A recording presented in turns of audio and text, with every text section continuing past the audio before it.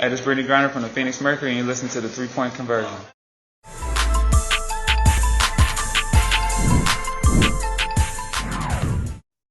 All right, we're gonna start here in the room with Miles, and then we'll come over to Zoom. Please raise your hands if you have questions. Chicago brought a lot of pressure to the ball early last game. How can you match that intensity or even exploit it when they're bringing those traps on the perimeter?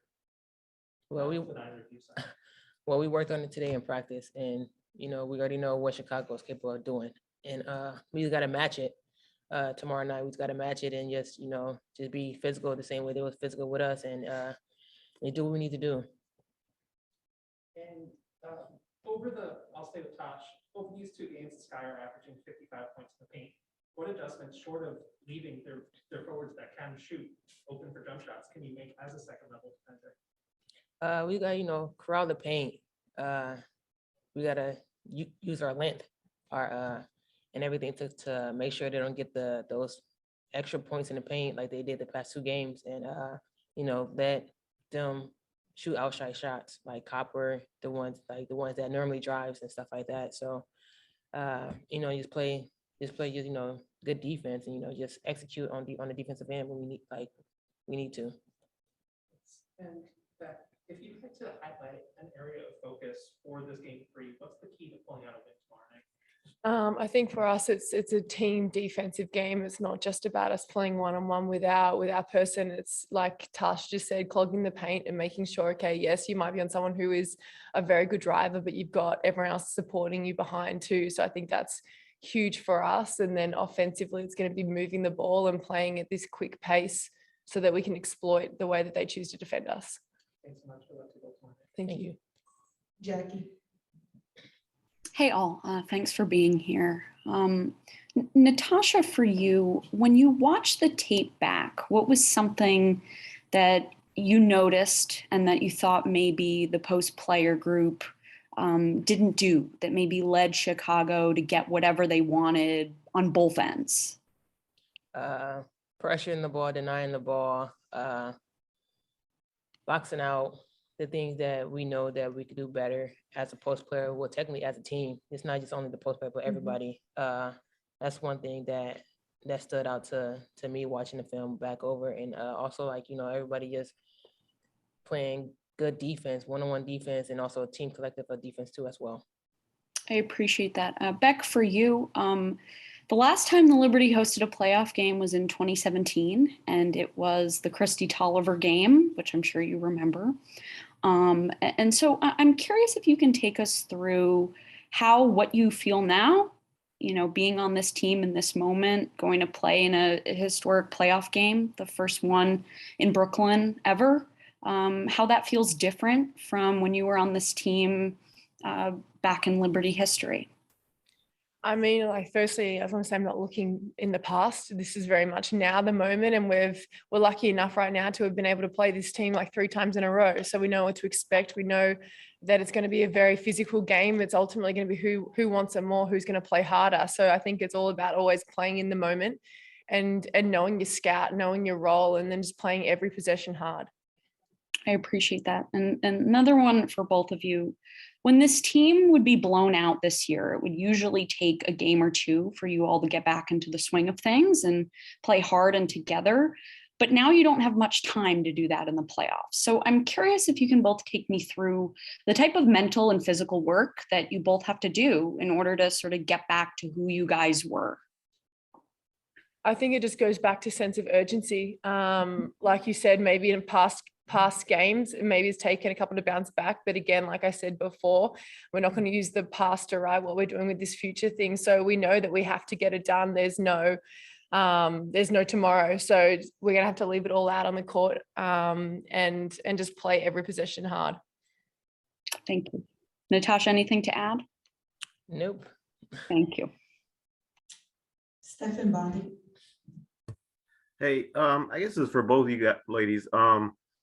When you lose a game like you did the last game by that margin, how do you look at the film? Do you throw that away? I mean, is there a chip on your shoulder knowing the margin of the defeat? I mean, can you kind of take me through the mindset at coming off a loss like that and how you bounce back for a do or die game?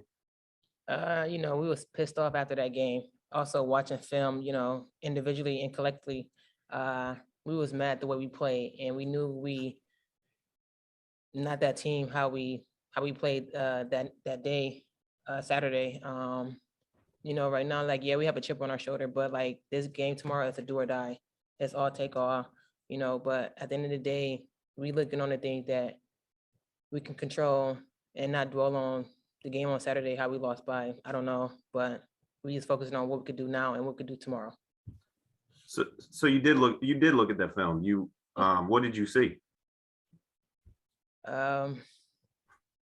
It wasn't us ultimately. And I think we showed the game prior what we can do, how we can play, how we can execute. So whether you want to focus on that game or the first one, that's your choice. But we know that the team that we can come out to be, that second game is not us, and it's not going to be us. And we're going to make sure that we step up and we play the way we did in that first game. But even from that first game, we can do better.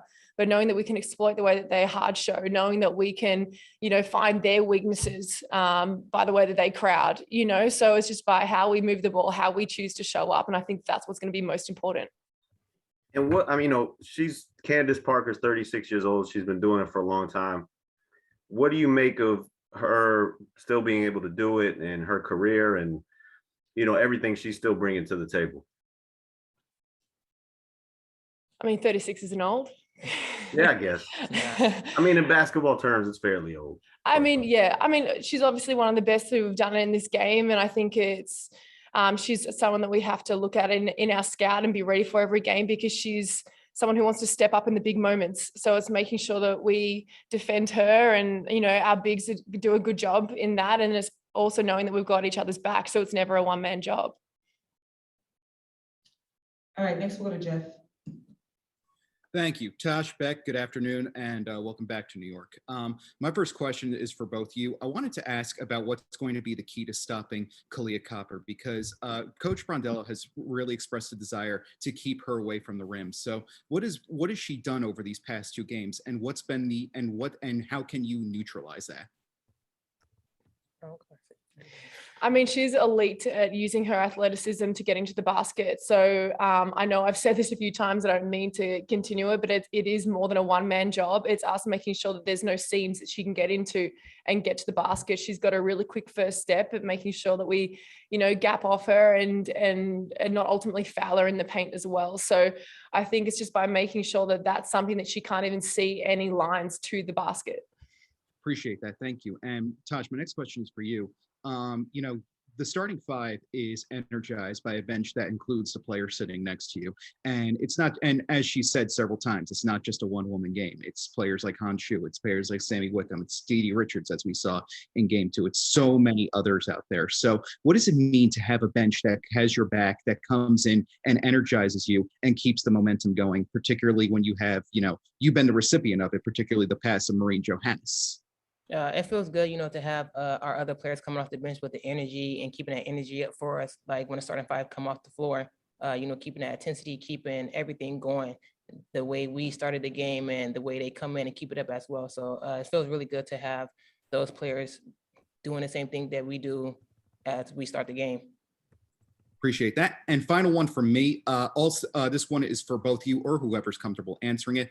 This team, as Jackie's mentioned before, is one that has really had a next game up mentality and one that has adopted the mantra of why not us. So after a game like that and going into a do or die, perhaps the biggest game this franchise has had in several years, what's your message to each other and how are you going to reflect on this playoff journey? And what's the biggest lesson you're going to take away?